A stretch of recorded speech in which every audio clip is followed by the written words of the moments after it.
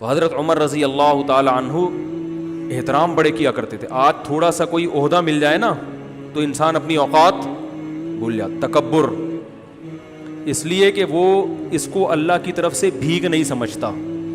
جس کو کوئی چیز بھیک میں ملی ہوتی ہے تو وہ کبھی بھی اتراتا نہیں. دیکھو آپ کے پاس کچھ بھی نہیں تھا پہننے کے لیے, بھکاری بن کے کسی کے در پہ گئے, سیٹھ صاحب نے آپ کو ایک ٹائی دے دی, 3 پیس سوٹ دے دیا, بنیان دے دیا ہے بھائی, اور شیمپو دے دیا کہ نہا لو. نہا کے آپ نے ٹائی وائی پہنی, اب آپ اسی کے سامنے اکڑ رہے ہو اور لوگوں کو یوں کر کے دکھا رہے ہو, تو وہ بولے گا بھائی میں نے دی ہے, واپس لے لوں گا میں. تو جو چیز بھیک میں ملی ہوتی ہے انسان اس پہ اکڑتا نہیں, اور جو اپنے پیسوں سے خریدی ہوتی ہے اس پہ اکڑتا ہے. خود گئے طارق روڈ میں شاپنگ کی آپ نے اپنی تنخواہ میں سے, آپ کو تنخواہ ملی تھی, اچھی تنخواہ ہے آپ کی, وہاں سے 3 پیس سوٹ ٹائی پہن کے آئے, اپنی گاڑی میں بیٹھے, پھر آپ ایسے ایسے کر کے گھوم رہے ہیں. کوئی شرمندہ نہیں کرے گا آپ کو, بولے گا بھائی السلام علیکم, اللہ نے آپ کو دیا ہے. تو اللہ کہہ رہے ہیں یہ جو تمہاری اپنی چیزیں یہ بھی اپنی نہیں ہے, یہ سب میں نے دی ہیں. یہ جو تنخواہ آپ کو مل رہی ہے یہ تنخواہ کہاں سے آ رہی ہے؟ جو آپ کی کمپنی کی ارننگ ہے یہ تو قدرت کی پیداوار ہے نا, جو اللہ پیدا کر رہا ہے. کپاس اللہ نے پیدا کی, اس سے کپڑا بنتا ہے, تو آپ ٹیکسٹائل مل میں جاب کر کے تنخواہ لے رہے ہوتے ہو. یہ تو سب اللہ کی طرف سے بھیک ہے. آپ شوگر مل میں مینیجر لگ گئے بھائی, تو شوگر پیدا کون کر رہا ہے؟ یہ گنے اللہ پیدا کر رہا ہے. آسمان سے پانی برستا ہے اور وہ میٹھے لکڑیاں پیدا ہو جاتی ہیں, اس سے میٹھی میٹھی لکڑیاں پیدا ہو جاتی ہیں شہد جیسی, اس سے رس نکلتا ہے. ایک بارش ہے جو دنیا کی ہر چیز پیدا کر رہی ہے, ایک پانی ہے جو دنیا کی ہر چیز پیدا کر, تبھی پانی بند, سب کچھ ختم. تو یہ سب چیزیں بھیک میں ملی ہیں. تو حکومت بھی کس میں ملی ہے؟ بھیک میں. تو حضرت عمر جانتے تھے کہ مجھے جو حکومت ملی ہے کس میں؟ اللہ نے بھیک میں دی ہے, یہ میرا کمال نہیں ہے. تو لہذا بڑوں کا احترام کرتے تھے. حضرت خولہ بنت ثعلبہ رضی اللہ تعالیٰ عنہ کا بڑا دلچسپ واقعہ ہے. حضرت خولہ بنت ثعلبہ جو تھیں, ان کے شوہر نے ان سے زہار کیا. زہار کہتے ہیں کہ انتی علیہ کظہر امی, بیوی کو اپنے ماں کے کسی محترم عضو سے تشبیہ دے دینا کہ تم مجھ پر ایسے ہو جیسے میری ماں کی طرح ہو. تو عرب میں یہ الفاظ طلاق کے سمجھے جاتے تھے. تو جب ان کے شوہر نے یہ الفاظ کہے تو یہ پریشان ہو گئے کہ طلاق ہوئی ہے کہ نہیں ہوئی ہے. نبی صلی اللہ علیہ وسلم کے پاس آئیں, فتح مکہ کے بعد کا واقعہ یہ. عرض کیا یا رسول اللہ, کیا میں اپنے شوہر پہ حرام ہو گئی؟ آپ نے فرمایا حرام ہو گئی. وہ بار بار اللہ کی طرف دیکھتی کہ اللہ کوئی صورت پیدا کر دے. چھوٹے چھوٹے بچے بھی تھے, شوہر سے بہت محبت بھی تھی.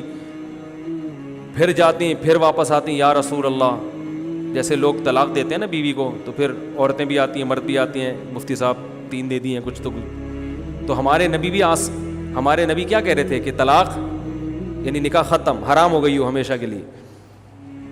اس لیے کہ آپ اپنی طرف سے, تو مفتی بھی اپنی طرف سے کچھ نہیں بتا سکتے. جب بار بار آئیں اور آسمان کی طرف دیکھتی تو اللہ نے آسمان سے آیتیں نازل کی. قد سمع اللہ, 28ویں پارے کا پہلی آیت, قد سمع اللہ قول التی تجادلک فی زوجہا, تحقیق سن لی اللہ نے بات اس عورت کی جو اے نبی اپنے شوہر کے بارے میں آپ سے جھگڑا کر رہی تھی. واللہ یسمع تحاورکما, اللہ تمہاری سرگوشیوں کو, باتوں کو سنتا ہے. اور پھر اللہ نے آیتیں نازل کی, والذین یظاہرون منکم من نسائہم, جو لوگ اپنی بیویوں کو ماں کے کسی عضو سے تشبیہ دے دیں, زہار کریں, تو اس طرح کہنے سے ان کی بیویاں حقیقت میں ماں نہیں بن جاتی. یہ طلاق کا جملہ نہیں ہے, نہ اس سے طلاق ہوگی نہ بیوی حرام ہوگی, لیکن یہ بری بات ہے. تو بری بات کی سزا یہ ہے کہ جو شوہر ایسا جملہ کہے گا تو وہ بیوی کے قریب نہیں جا سکتا جب تک کہ ایک غلام کو آزاد نہ کر دے. اور جس میں غلام کی طاقت نہیں ہے وہ 60 روزے لگاتار رکھے. جو 60 روزے بھی نہیں رکھ سکتا, کمزور ہے, بیمار ہے, تو وہ 60 مسکینوں کو 2 ٹائم کا کھانا کھلائے, اس کے بعد بیوی کے پاس جا سکتا. تو اللہ نے آیتیں نازل کی. کیا خیال ہے بھائی؟ اب آیتیں نازل ہونے کا آپشن, اس لیے 3 طلاقیں دیں تو وہیں بیٹھ کے بس سمجھ جائے گا کہ بیوی حرام ہو گئی ہے, ٹھیک ہے نا. اب آگے مفتی کو تنگ نہیں کوئی گنجائش, پھر ادھر سے آگے فتوے آج کل مارکیٹ میں اویلیبل. اور میں بتاتا ہوں اہل حدیث علماء کا میں احترام کرتا ہوں, لیکن 3 طلاق کے مسئلے میں ان کی رائے 100% غلط ہے, بالکل قرآن و حدیث سے متصادم, اجماع امت کے خلاف ہے. اس لیے ان کے فتویٰ سے بیوی حلال نہیں ہوگی. خود اہل حدیث کے لیے بھی اس فتوے پر عمل کرنا جائز نہیں ہے. تو رسول اللہ صلی اللہ علیہ وسلم نے ان کو بتایا کہ اللہ نے تمہاری بات سن لی. تو یہ بڑی ایک فضیلت تھی. یہ حضرت عمر کے دور حکومت میں یہ بوڑھی ہو چکی تھی, خولہ بنت ثعلبہ جو ہے نا, ظاہر ہے وقت گزر گیا تھا, بوڑھی ہو چکی تھی.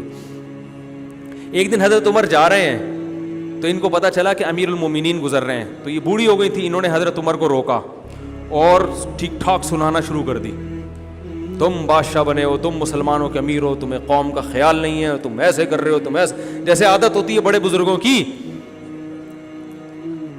حضرت عمر سر نیچے کر کے سن رہے, سنتے جا رہے, کچھ نہیں کہہ رہے. تو حضرت عمر رضی اللہ تعالیٰ عنہ اتنے بڑے امیر, لوگ کانپتے ہیں ان کے نام سے, اور ایک بوڑھی عورت کھڑے ہو کر ڈانٹ رہی ہے, سمجھا نہیں رہی, ڈانٹ رہی ہے, بولتی جا رہی ہے, چپ ہی نہیں رہی. تو وہ جو حضرت عمر کے خادم تھے نا, انہوں نے کہا قد اکثرتی یا خولا, بہت زیادہ کر دیا آپ نے نصیحت, امیر المومنین ہے, تھوڑا خیال کرو. ٹھیک ہے 2-3 دفعہ ہو گیا, ابھی آپ تو بولے ہی جا رہی ہو, بولے ہی جا رہی ہو, بولے ہی جا رہی. حضرت عمر نے ان کو خاموش کرا دیا, اپنے خادم کو. فرمایا کہ اگر یہ عشاء کے بعد کا یہ واقعہ ہے, فرمایا اگر یہ عشاء کے بعد سے فجر تک بھی مجھے کہتی رہے گی تو عمر اس کی بات سنتا رہے گا, کیونکہ یہ وہ عورت ہے جس کی بات کو اللہ نے آسمانوں پہ سنا ہے. تو عمر کون ہوتا ہے اس کی بات کو سننے سے انکار کر دے؟ یہ وہ عورت ہے جس کی بات اللہ نے 7ویں آسمان پہ سنی ہے. یہ آئی تھی نا نبی کے پاس گنجائش پیدا کریں, تو قد سمع اللہ, اللہ نے آیتیں نازل کی, اللہ نے سن لی اس عورت کی بات جو اپنے شوہر کے بارے میں آپ سے جھگڑ رہی تھی. تو جس کی بات اللہ 7ویں آسمان پہ عرش پہ بیٹھ کے سن رہا ہو, عمر کیسے کہہ سکتا ہے کہ بس کر, میں نہیں سننا چاہتا.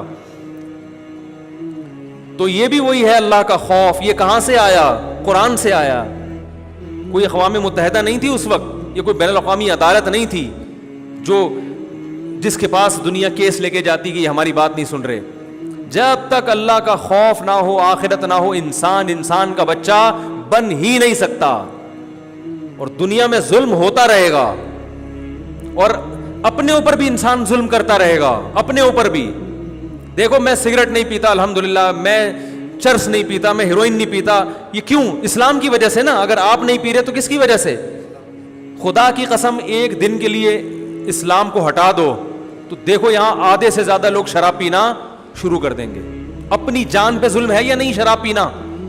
بتاؤ میرے بھائی.